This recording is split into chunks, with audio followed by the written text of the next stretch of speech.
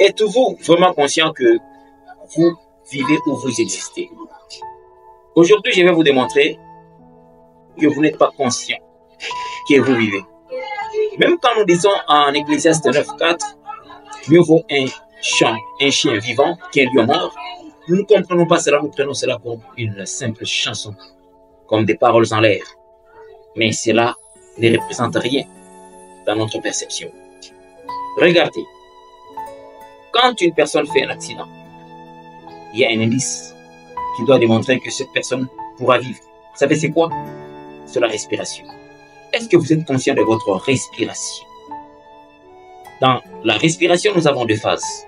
Nous avons l'inspiration et l'expiration. L'inspiration, c'est l'apport que nous faisons vers l'organisme en termes d'oxygène. Et l'expiration, c'est quand nous expulsions le dioxyde de carbone, qui est un déchet.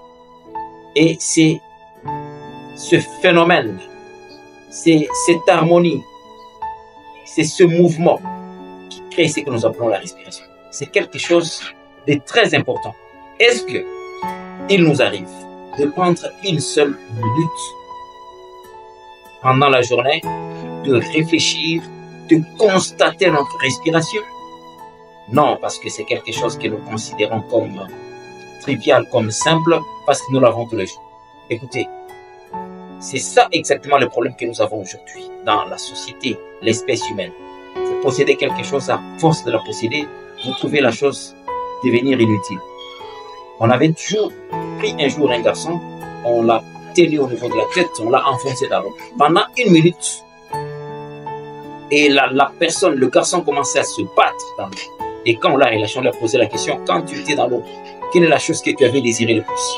Il a dit l'air. Mais pourtant, quand nous marchons ici, nous semblons ignorer cela. Et même quand on parle de la vie, cet indice qui est la respiration qui montre réellement que vous vivez, à un certain moment, nous ne considérons plus cela. Donc, nous ne sommes pas reconnaissants.